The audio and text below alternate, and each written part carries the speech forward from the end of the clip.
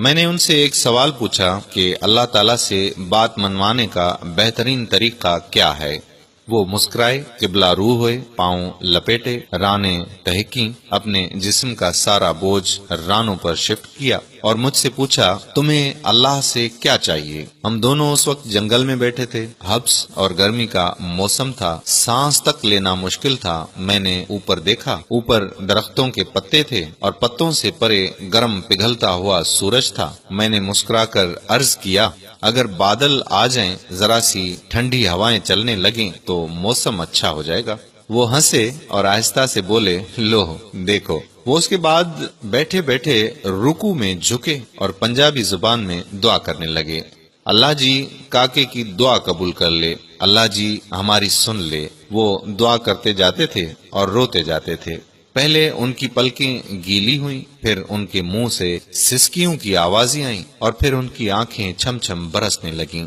وہ بری طرح رو رہے تھے۔ میں ان کی حالت دیکھ کر پریشان ہو گیا۔ میں نے زندگی میں بے شمار لوگوں کو روتے دیکھا ہے، لیکن ان کا رونا عجیب تھا۔ وہ ایک خاص ردھم میں رو رہے تھے، منہ سے سسکی نکلتی تھی، پھر آنکھیں برستی تھیں اور پھر اللہ جی ہماری سن لے کا راگ آلاپ بنتا تھا۔ میں پریشانی اور خوف کے ملے جلے تاثرات کے ساتھ انہیں دیکھ رہا تھا۔ وہ دعا کرتے جاتے تھے، روتے جاتے تھے اور سسکیاں بھرتے جاتے تھے۔ میں نے پھر وہاں ایک عجیب منظر دیکھا۔ مجھے ہوا ٹھنڈی ہوتی ہوئی محسوس ہوئی۔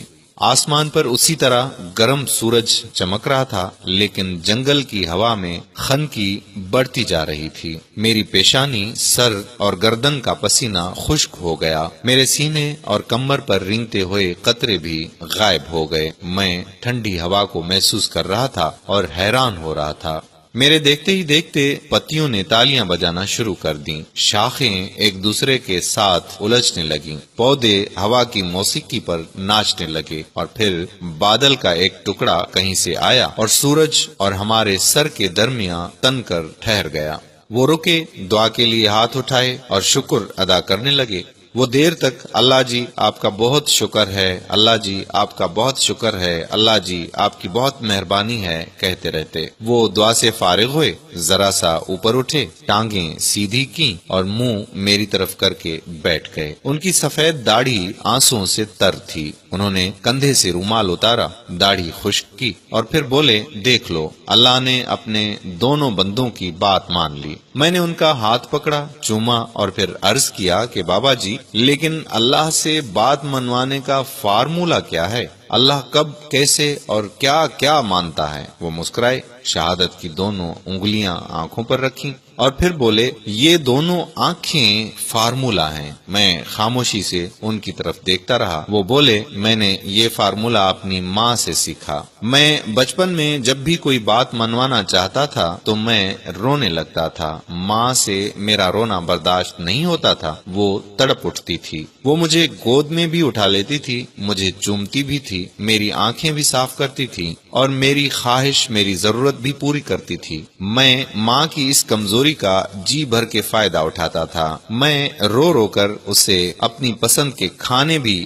بنواتا تھا، اسے نئے نئے کپڑے اور نئے جوتے بھی لے لیتا تھا اور کھیلنے کے لیے گھر سے باہر بھی جاتا تھا۔ وہ رکے اور پھر آہستہ سے بولے میں نے جب مولوی صاحب سے قرآن مجید پڑھنا شروع کیا تو مولوی صاحب نے ایک دن فرمایا کہ اللہ تعالیٰ انسان سے 70 ماؤں سے زیادہ پیار کرتا ہے۔ یہ فکرہ سیدھا میرے دل میں لگا اور میں نے سوچا کہ میں رو کر اپنی ایک ماں سے سب کچھ منوا لیتا ہوں۔ اللہ اگر مجھ سے 70 ماؤں جتنی محبت کرتا ہے تو پھر میں رو رو کر اس سے کیا کیا نہیں منوا سکتا۔ وہ رکے اور بولے بس وہ دن ہے اور آج کا دن ہے، میں روتا ہوں، اللہ کی ذات میں 70 ماؤں کی محبت جگاتا ہوں اور میری ہر جائز خواہش، میری ہر جائز دعا قبول ہو جاتی ہے۔ سبحان اللہ۔